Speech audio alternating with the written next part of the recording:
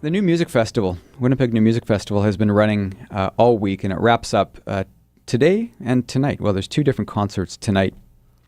One of the performers in town is pianist Lubomyr Melnyk. Lubomyr Melnyk, born in Munich, passed by Winnipeg for a number of years. He was here for almost 20 years, doing his degree in Latin and philosophy from St. Paul's College here in Winnipeg. And then he went to Queen's University, and he's been living over in Europe for a number of years. So he was in town performing at a concert yesterday, I believe, and he's also got another one overnight tonight. He's part of that drone, that 12-hour drone, and then he's got a couple private concerts as well he'll be doing. I'll mention those. He found the time to come in this morning for a chat in between all of his concerts and everything else. So welcome, Lubomyr Melnyk, to the studio. Thank you. Pleasure to have you here. I mentioned to you off air the first time we crossed paths was when I used to work at McNally Robinson Booksellers. And it was the first time I had heard your music when I had just come back to Winnipeg. And I didn't realize that you had spent so many years here in Winnipeg. Before we talk about all these concerts and things you have coming up, tell us a little bit about your background in terms of music. Well, it was very fortunate that my mother, who was very musical, recognized that I had an inclination to the piano, and so I started piano lessons the way most children do, and I didn't quit them like most children do. You kept them No, up. but there was a period when I was not that keen, and I didn't really practice enough. Like 1 hour a day is not enough. You need to become something. You've really got to practice a lot. So I was actually never very good, and as I was, try as I did, towards as I became a teenager, I deeply loved classical music and dreamed of having a career playing piano concertos and things like that, which I love so much. And so this was my music, and I never seemed to manage to get that far ahead with it. I was always at the bottom of the class as a pianist. So I just scraped through my ARCT instead, like in spite of hours and hours of work. It wasn't from laziness. And so, but the piano was always a part of my life. So I see now so many young people say that they started piano and they stopped, and it's hopefully that they'll just persevere and keep going. So you graduated, and then after you graduated, what was the course for you after that? No, then I studied Latin and philosophy at the university, and then then I went on to study philosophy, which has been very important to me as a pianist and as a composer. The dimensions that this music reaches would be impossible without the whole history of my life with studies of philosophy and that sort of thing. So when you say philosophy, what is the philosophy that you feel matches up with your music?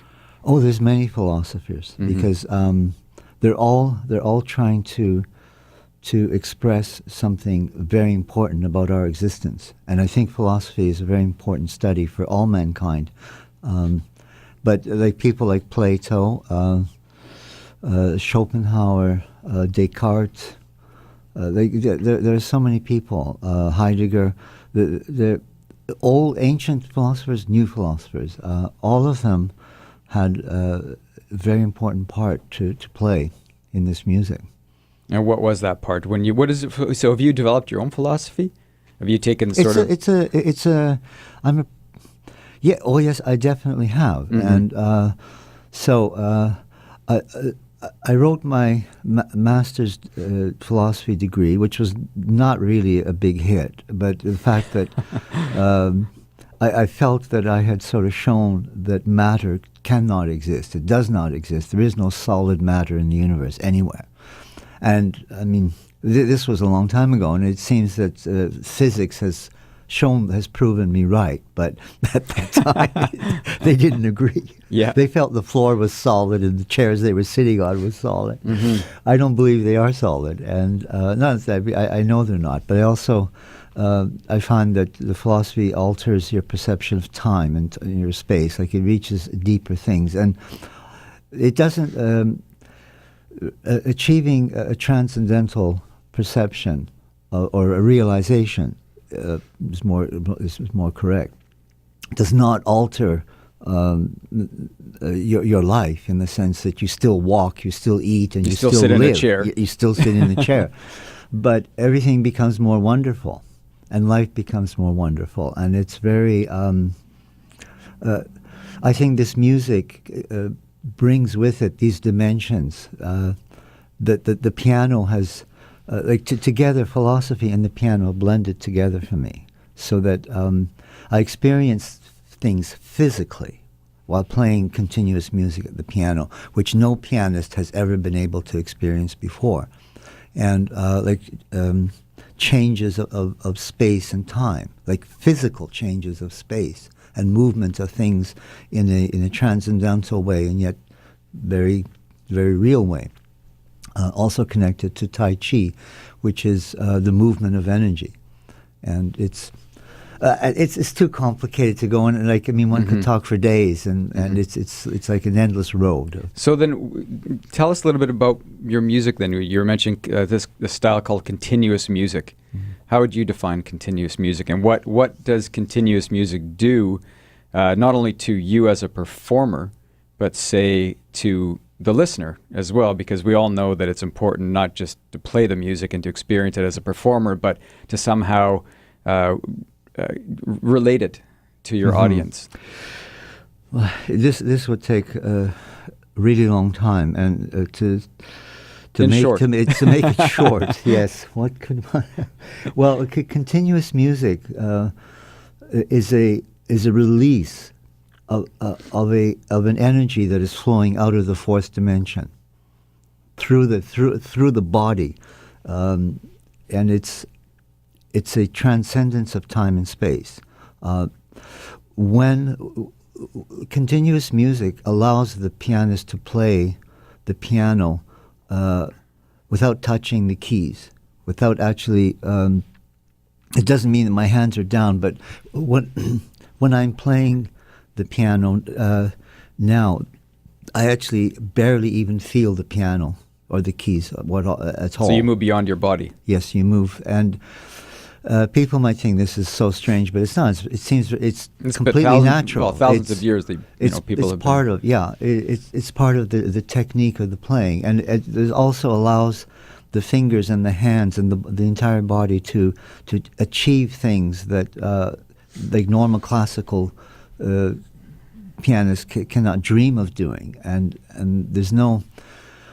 It's a whole new physical technique, and it's not, even though the pieces are written down, and you can't play them. Even if you could play the notes, you couldn't play the piece because your fingers are not touching the piano correctly. There's a whole physical changeover that occurs for the continuous pianist that allows your fingers to become completely free and physically undefinable. Like your fingers can become steel, they can become rain, they can become the ocean, they can become the wind. They become all these natural elements. And that's how you can play so many notes at once. Yes. It's part of tell us about that. Just let me mention, I'm in conversation with Lubomyr Melnyk, a pianist who lived in Winnipeg for about 20 years. He lives over in Europe now, and he's just signed to Sony Classics Records, which is kind of nice. Kind of about time he got the recognition, and he's in town performing with a new music festival, and we're just chatting about his style called continuous music. Fastest pianist in the world. Yes, it's true. It's true. So what does that encompass? It's something that musically is very rarely done because it's not very interesting musically. It's just such a rush of notes. You don't even hear the notes because they're so fast. It's impossible to hear them. But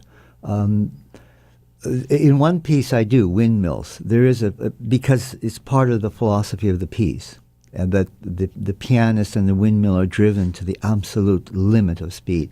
And this speed is impossible with the normal pianistic technique. It can only be done through continuous music.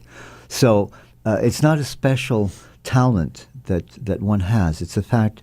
It would be akin to a yoga master being able to I don't know what miraculous things they can do, or what miraculous things a Tai Chi master walk can over do. hot coals, yeah, or walk one over, thing, yeah. or the Tai Chi people can actually knock somebody down without touching them. This sort of thing. This is, it's not an ability that the person is born with or a talent. It's something that comes with the actual technical work of the whatever practice you're doing. So how do you teach continuous music? Well, I Or you try say it's a to, school, but, or it's a thought, or it's a... No, because I start from the very... It's just like people have to relearn, or not relearn, but they have to go beyond to another level. So I start at a very simple point, a point of change where you moving on to the next level of piano playing, and then build it up. Mm-hmm. But it's quite... it's actually, you see, like I was actually a reasonably good pianist when I even started continuous music. And I'm hoping that that good pianists will also become interested in doing, because it's a very wonderful thing. There's a great joy in being able to do continuous music, physically and spiritually and mentally and emotionally. Continuous music is it's not like playing a standard classical repertoire. It's like your whole soul is refreshed and born again every time you touch the piano. Mm-hmm. So you wouldn't classify yourself as a classical pianist, or your genre as classical music? I would say this is it's simply the next one level. genre of classical music. The next genre of classical. It's the next level. So beyond minimalism, sort of like beyond Philip Glass, beyond John Cage. Oh, it has nothing to do with Philip Glass. No. In fact, he's quite the opposite. Quite the opposite to me. Okay. Yeah. It's although. For example, like Terry Riley's in C was a great inspiration for me. So his recording was very important, because it opened up a whole universe of potential for me. But being very classically oriented, musically and pianistically, mm-hmm. I found that minimalism was not very satisfying. It was too mechanical and too I don't know. It wasn't really. It was just sort of kind of like drone things. It was a nice experience, but as a musician, it lacked so much. It didn't go very far. So, and I was very much inspired, very interested by the great musicianship of the Far East, mm-hmm. Specifically from India, mm-hmm. Because we're mentally and physically they're doing just unbelievable things. The ragas. Yeah, and it was and the speed and the dexterity and the mind that can control all the patterns and you keep everything in order. And I was just stunned by that. Mm-hmm. And so I figured, this is really something. Let's see if we can bring something like this into the classical world. So you're in town. You've been performing with the New Music Festival. You've got a show that takes place overnight. You told me off air that you won't be performing at 2 a.m, which is probably a good thing. I don't know, maybe not. It's the 12-hour drone, Experiments in Sounds of Winter. Starts at midnight tonight. And goes all the way till noon the next day. You're going to be on at 8:30 performing some works. Tomorrow morning. Yeah. Oh, yeah, tomorrow morning, I guess, Saturday morning. And then there's also actually an opportunity to see you perform in a real private kind of a... unique setting in a sound studio, a recording studio on Lenore Street. You're doing concerts this coming Saturday night and Sunday night, and I'll just at the end of the conversation I will give people the information about how to get tickets for that. I'm definitely gonna check out the Sunday night show. What can we expect from first of all the drone, and then second of all from your private shows? Well, tomorrow morning's drone, I have to sort of blend in with some the previous musician, and then so it's approximately 45 minutes of playing, and the idea is that all these musicians continue this sound going, and each musician will do his own thing, his or her own thing. The concerts, for that I'm very excited, because this is one of the few experiences where people can sit close to the piano. So I'm always close to the piano, so I get this phenomenal sound in my head. And when I realized, like in a concert hall, people are sitting like 30 meters away, 50 meters away, and it's just, oh, this is awful. Something is lost. So it's terrible. And that space in between. Yeah, even though I've started, I realize that you need amplification in these big halls, but that doesn't work because the frequency or the picture is completely wrong when you start amplifying. But it's better than hearing, because this music that I do requires the sound of the piano. It's not just, but so in this, it's a home on Lenore Street, and it's very, so it's quite intimate, and it's not really a studio setting. Yeah. It's more like a home that's House used concert. as a studio. Yeah, it's a house concert. And so I'll be doing a full 2-hour performance. I'll be doing works for 2 pianos, which I love to do. For me, 2 pianos are the ultimate. They're a complete statement of what continuous music is about, because the mind automatically, inevitably, you cannot avoid it. Your mind is transposed into another dimension. 1 piano can do it, but 2, there's no resistance, is futile, as Well, they I'll find say. out. I'm going to find that out on Sunday night. If you see me zoning out in the audience there, then it's definitely worked. Oh, it's one. Probably closing my eyes two and pianos, taking it in. Yeah. continuous pianos is marvelous. For me, it's like going to heaven for the duration. It's astounding. All these notes bouncing around in your head. It's like all these dimensions just floating around. I'm kind of nervous, but I'm also excited about it. Oh, so. no, don't be afraid. Don't be afraid. No, because it's. Don't be afraid. The music doesn't take over the person. The person uses the music to go into themselves. There, I love. Let's wrap it up right there, because that's I think kind of sums it up for me right there. So I've been in conversation with Lubomyr Melnyk. Lubomyr, thanks for coming in this morning. I really appreciate it. I know you've got a busy schedule, so really appreciate you coming in this morning. You can go check his concert out. 8:30 tomorrow morning with the New Music Festival 12-hour drone. Also, let me give you the number if you want to see him perform in the solo setting.